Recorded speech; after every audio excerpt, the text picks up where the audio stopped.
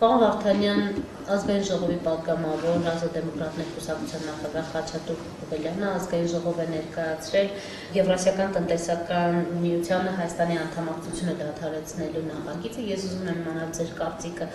արդյոք վերջին քառօրյա պատերազմից հետո մենք իսկապես չպետք է վերանայենք հայ-ռուսական հարաբերությունները եւ կոնկրետ քայլերով, մասնավորապես այդ անդամակցությունը դադարեցնելու ճանապարհով փորձենք նաեւ մեր անհանգստությունն ու վրդովմունքը ցույց տալ։ Երկու առանցին միմյանցից շատ տարբեր խնդիրներ են, որ քառօրյա պատերազմից հետո եւ ռուսական կողմի արձագանքներից հետո մենք պիտի վերատեսության ենթարկենք եւ պահանջենք մեր ռազմավարական դաշնակցից շատ ավելի հստակ վերաբերմունք, ակնհայտ է։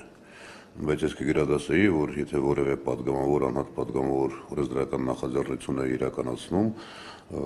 դա աներ համապատասխան խորհրդակցություններից, քննարկումներից հետո։ Ես միշտ եմ եղել, որ հապճեպ, մենք ունենք նման դեպքեր եւս մեր պարլամենտական պատմության ընթացքում, հապճեպ միանձնյա նման առաջարկությունները հեռանկար սովորաբար չեն անում։ Կգրադասեի, որ նման խնդրերի պարագայում քննարկումներ լինեին քաղաքական ուժերի հետ, նախապատրաստվեր, որպեսզի դա չմնար իբրև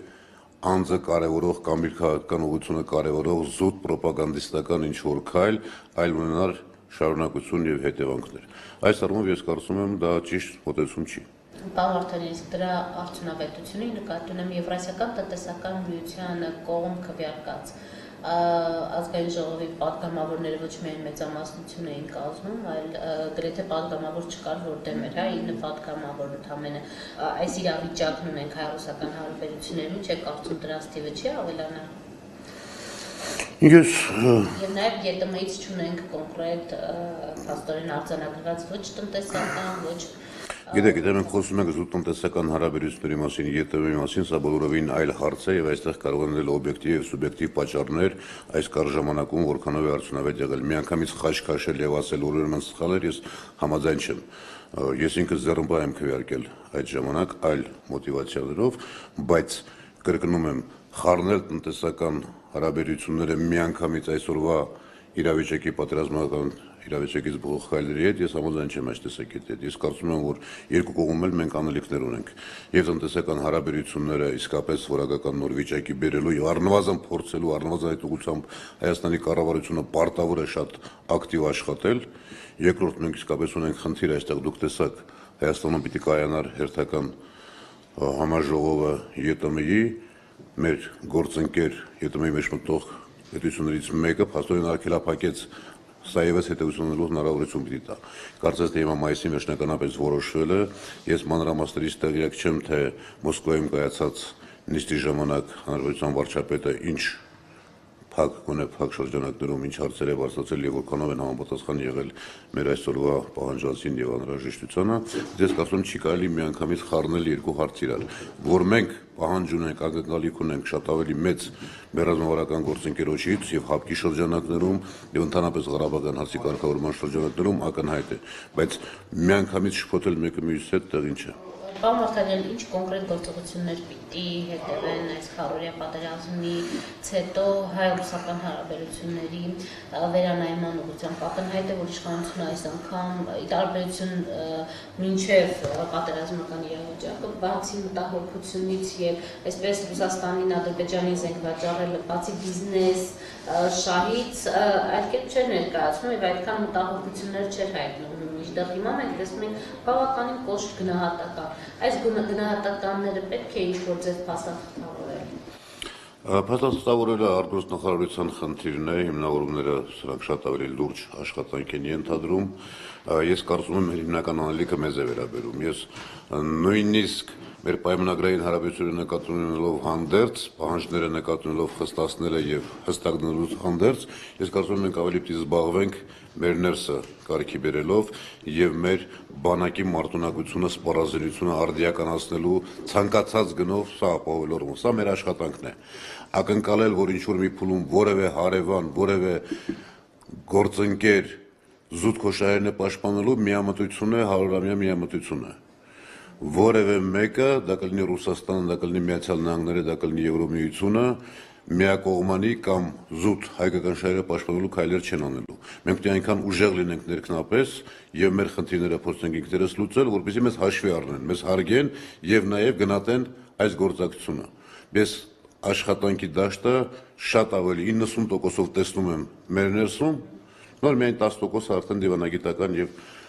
քաղաքական հարաբերությունների աշխատանք է։ Կարծեք թե ընդդիմություն իշխանություն այսպես համընդհանուր կոնսոլիդացիա կա, գոնե համընդհանուր համերաշխություն կա։ Այս փուլում ինչ պիտի անի իշխանությունը իսկապես ժամանակն է թեքվելու դեպի հասարակությունը, թե ուշացել է իշխանությունը։ Ես կարծում եմ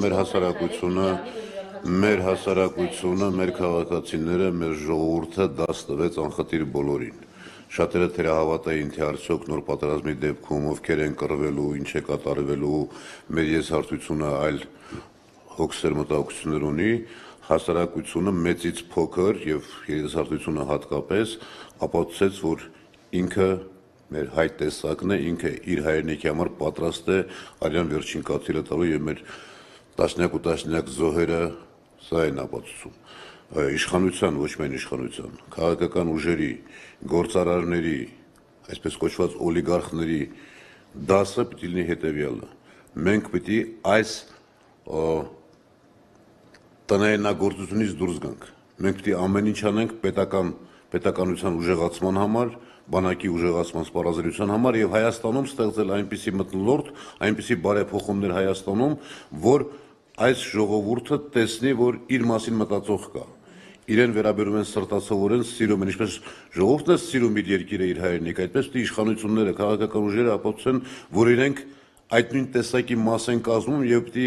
մի կողմ թողնեն փող աշխատելու, անձնական, նյութական շահերը մի կողմ թողնեն, չտարվեն միայն դրանով եւ աշխատեն ժողովրդի համար։ Ապացուցեն առաջի գործը, երկու հիմնական գործ ունենք հիմա այսօր։ Ապահովել բանակի սպառազինության ժամանակակից մակարդակը ցանկացած գնով, երկրորդ մեր այս զոհերի, վիրավորների, ընտանիքներին ապահովենք սոցիալական այնպիսի նորմալ բարվոք պայմաններով, որ այդ մարդիկ տեսնում եք, չէ՞, հիմնականում զոհերը սոցիալապես անապահով ընտանիքների տարբեր այդ շերտերի մարդիկ են։ Եթե պետությունը չի կարողանալու իր հաճախ լրիվ անարդյունավետ աննպատակարար ծախսերը կրճատել եւ ուղղել այս կարգի ներսում բարոյական մոտորը փոխելուն, ուրեմն արժանի չէ ժողովրդին։ Պարոն Վարդանյան, 200 միլիոն կառավարությունը հատկացրեց վերանորոգման համար շենքի, մինչդեռ մենք գիտենք, որ կառավարության շենքը այդ վերանորոգման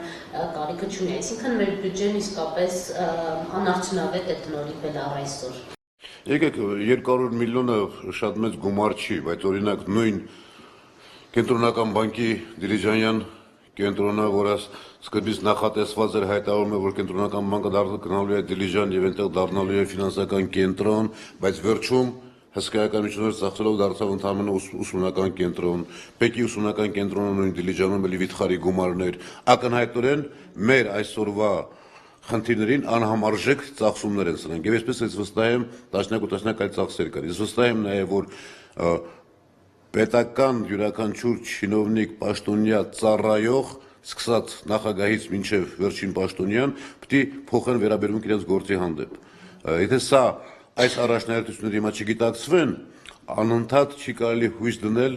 զուտ ազգային հոգեկերտվածքի, ոգևորության, հայրենիքին նվիրվելու վրա։ Պիտի հասարակությունը, հանրությունը տեսնի փոփոխություն վերաբերմունքի մեջ, պետականության հանդեպ վերաբերմունքի, հասարակության հանդեպ վերաբերմունքի մեջ։ Պարոն Վարդանյան, մինչև հիմա, մինչև այս պատերազմը,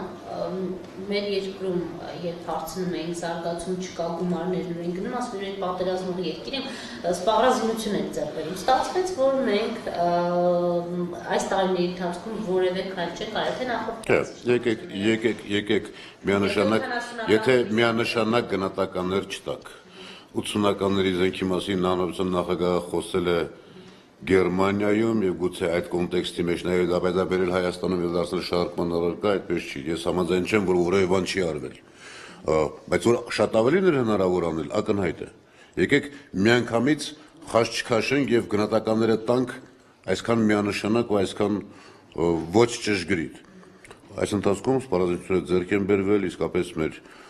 եւ պետական միջոցներով եւ նաեւ նույն Ռուսաստանից բազմաթիվ եղել են ուղղակի հայտարարությունները, որ վերջին 200 միլիոնի վարկը մինչև հիմա պարզվեց, որ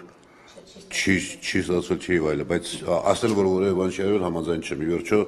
այսօրվա պատերազմը 90-ականների պատերազմը չի եւ այստեղ նաեւ ժամանակակից տեխնիկա է անհրաժեշտ, ինչ որ չափով գուցե ոչ համարժեք Ադրբեջանի կարողություններն են տարբեր ռազմական բյուջեն հնարավորությունները, բայց այդ ուղղությամբ գործարվել է։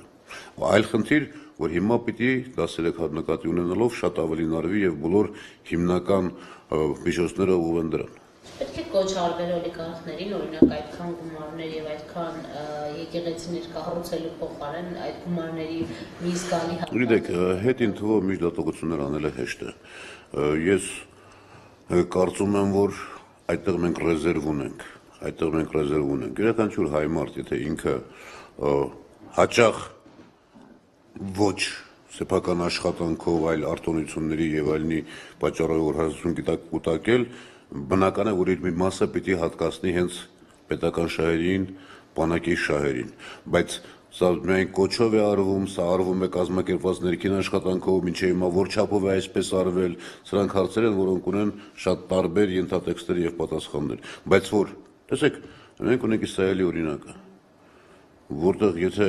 չեմ սխալվում, կա նաեւ այսպիսի սկզբունք, եթե մեկի հարստությունը գերազանցում է ինչ-որ մի թիվ, արդեն դառնում է ազգային անվտանգության խնդիր։ Այս ուղղությամբ էլ մենք անելիքներ ունենք։ Ի վերջո Հայաստանից դուրս գնացող գումարները, դրսում դրվող բիզնեսները, սրանք եւս խնդիրներ են, որոնք կարծում եմ տարի առաջիկայում մտածեն կարգավորելու մասին։ Մենք խոսում ենք մեր փոքր հնարավորությունների մասին, մեր փոքր բյուջեի մասին, բայց շատ տեղերում այնպիսի շռայլություններ են թույլ տալիս, որը անհամատեղելի է մեր այսօրվա իրավիճակին։